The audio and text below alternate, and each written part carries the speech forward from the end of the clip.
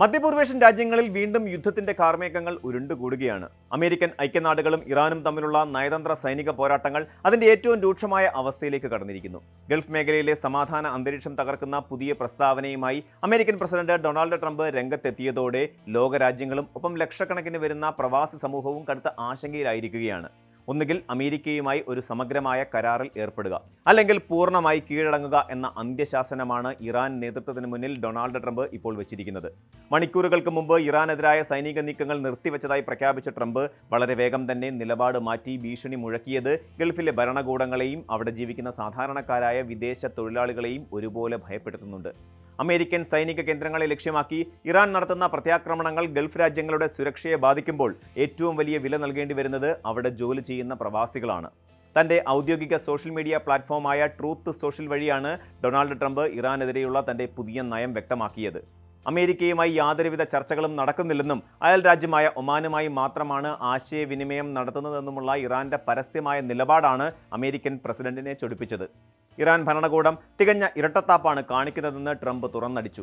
അമേരിക്കയുമായി ചർച്ചകൾ നടത്താൻ ഇറാൻ അങ്ങോട്ട് വന്ന് അപേക്ഷിക്കുകയായിരുന്നുവെന്നും ചർച്ചകൾ ആരംഭിക്കുകയും തുടർന്ന് കൂടുതൽ കൂടിക്കാഴ്ചകൾക്കായി തീയതികൾ നിശ്ചയിക്കുകയും ചെയ്ത ശേഷമാണ് പൊതുവേദിയിൽ ഇറാൻ അമേരിക്കയെ തള്ളിപ്പറയുന്നതെന്നും ട്രംപ് ആരോപിക്കുന്നു. ലോകത്തിന് മുന്നിൽ തങ്ങളുടെ അഭിമാനം സംരക്ഷിക്കുന്നതിനായി അമേരിക്കയുമായി രഹസ്യ ചർച്ചകൾ നടത്തുകയും പരസ്യമായി ഒമാനെ മാത്രം ആശ്രയിക്കുന്നുവെന്ന് വരുത്തി തീർക്കുകയും ചെയ്യുന്ന ഇറാന്റെ നയം അംഗീകരിക്കാനാവില്ലെന്നാണ് അമേരിക്കയുടെ പക്ഷം. യാതൊരു കാരണവശാലും ഇറാനെ ഒരാണവായുധം സ്വന്തമാക്കാൻ അമേരിക്ക അനുവദിക്കുകയില്ലെന്നും പതിറ്റാണ്ടുകളായി അവർ സൃഷ്ടിച്ചുകൊണ്ടിരിക്കുന്ന പ്രശ്നങ്ങൾക്ക് ശാശ്വതമായ പരിഹാരം കാണാനുമുള്ള ശ്രമത്തിലാണ് അമേരിക്കയെന്നും ട്രംപ് തന്റെ കുറിപ്പിലൂടെ ലോകത്തെ അറിയിച്ചു.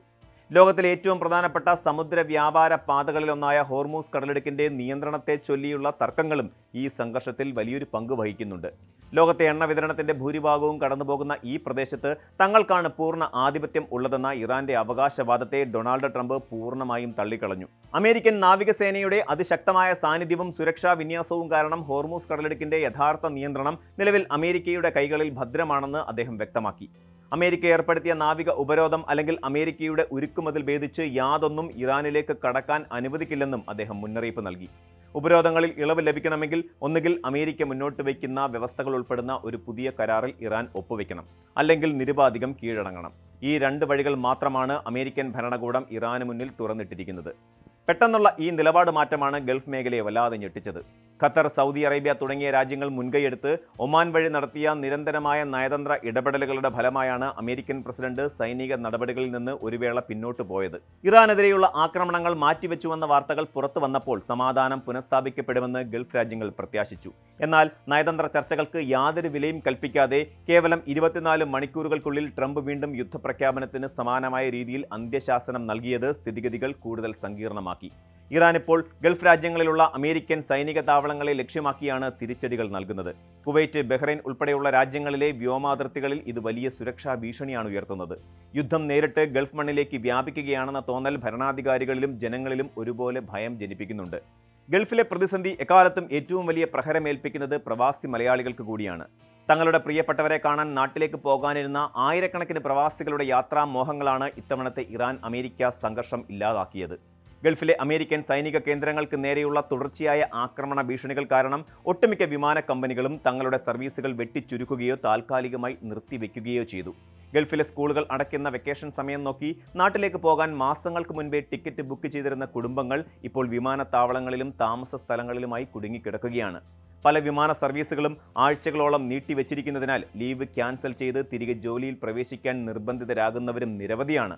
വർഷത്തിലൊരിക്കൽ മാത്രം നാട്ടിൽ വന്ന് കുടുംബാംഗങ്ങളോടൊപ്പം സമയം ചെലവഴിക്കാൻ കാത്തിരുന്ന സാധാരണക്കാരായ തൊഴിലാളികൾക്ക് ഈ യാത്രാ തടസ്സങ്ങൾ സമ്മാനിക്കുന്ന മാനസിക വിഷമം വളരെ വലുതാണ്. യാത്രാ പ്രശ്നങ്ങൾക്കപ്പുറം തങ്ങളുടെ തൊഴിലിനെയും സാമ്പത്തിക ഭദ്രതയെയും കുറിച്ച് ചിന്തിച്ചാണ് പ്രവാസി സമൂഹം ഇപ്പോൾ ഉറക്കമൊഴിയുന്നത്. ഏതെങ്കിലും ഒരു ഗൾഫ് രാജ്യത്ത് ഒരു യുദ്ധസമാന സാഹചര്യം ഉടലെടുത്താൽ അവിടുത്തെ നിർമ്മാണ, വ്യാപാര, സേവന മേഖലകളെ അത് ഉടനടി നിശ്ചലമാക്കും. ഇറാൻ ആക്രമണങ്ങൾ തുടർന്നാൽ ഗൾഫിലെ നിക്ഷേപകർ പിൻവാങ്ങുകയും പുതിയ പദ്ധതികൾ താൽക്കാലികമായി നിർത്തിവെക്കപ്പെടുകയും ചെയ്യും. ഇത് നേരിട്ട് ബാധിക്കുന്നത് തുച്ഛമായ ശമ്പളത്തിന് ജോലി ചെയ്യുന്ന സാധാരണക്കാരായ പ്രവാസികളെയാണ്. കമ്പനികൾ അടച്ചുപൂട്ടുകയോ ജീവനക്കാരെ പിരിച്ചുവിടുകയോ ചെയ്താൽ ലക്ഷക്കണക്കിന് കുടുംബങ്ങളുടെ ഏക വരുമാന മാർഗമാണ് ഇല്ലാതാകുന്നത്. മാത്രമല്ല, സുരക്ഷാ കാരണങ്ങളാൽ പലയിടത്തും ജോലിക്ക് പോകാൻ കഴിയാത്ത അവസ്ഥയുമുണ്ട്. ട്രംപിന്റെ നിലപാട് കൂടുതൽ കടുക്കുകയും ഇറാന്റെ ഭാഗത്തു നിന്ന് പ്രകോപനങ്ങൾ തുടരുകയും ചെയ്താൽ കാര്യങ്ങൾ പൂർണ്ണമായും കൈവിട്ടു പോകുമെന്ന കടുത്ത ഭീതിയിലാണ് ഗൾഫ് പ്രവാസികൾ. പതിറ്റാണ്ടുകളായി തുടരുന്ന ഈ രാഷ്ട്രീയ കുടിപ്പകയ്ക്ക് എന്തെങ്കിലും ഒരു ശാശ്വത പരിഹാരമുണ്ടാകണമെന്നാണ് സമാധാനകാംക്ഷികളുടെ എല്ലാം ആഗ്രഹം. ഓരോ തവണയും അമേരിക്കയും ഇറാനും തമ്മിൽ പ്രശ്നങ്ങൾ രൂക്ഷമാകുമ്പോൾ മുൾമുനയിലാകുന്നത് ലോകമെമ്പാടുമുള്ള മലയാളികളാണ്. രാഷ്ട്രീയ നേതൃത്വങ്ങളുടെ ഈഗോ പോരാട്ടങ്ങൾക്കും സാമ്രാജ്യത്വ താൽപ്പര്യങ്ങൾക്കുമെതിരെ ശബ്ദമുയർത്താൻ ഗൾഫ് ഭരണകൂടങ്ങൾ നടത്തുന്ന മധ്യസ്ഥ ശ്രമങ്ങൾ വിജയിക്കുമെന്ന് തന്നെ പ്രവാസികൾ പ്രതീക്ഷിക്കുന്നു. തങ്ങളുടെ മണ്ണിൽ സമാധാനം പുനഃസ്ഥാപിക്കപ്പെടാനും യാത്രാ തടസ്സങ്ങൾ നീങ്ങി കുടുംബങ്ങളെ ഒന്നിച്ചു കാണാനും തൊഴിൽ നഷ്ടപ്പെടുന്ന ഭയമില്ലാതെ ജീവിക്കാനും അവർക്ക് സാധിക്കണം. അതിനായി അടിയന്തരമായ നയതന്ത്ര ഇടപെടലുകൾ ലോകരാജ്യങ്ങളുടെ ഭാഗത്തു നിന്ന് ഉണ്ടാകേണ്ടത് അനിവാര്യമാണ്. കൂടുതൽ വാർത്തകൾക്ക് news 18 Keralam YouTube channel subscribe ചെയ്യുക.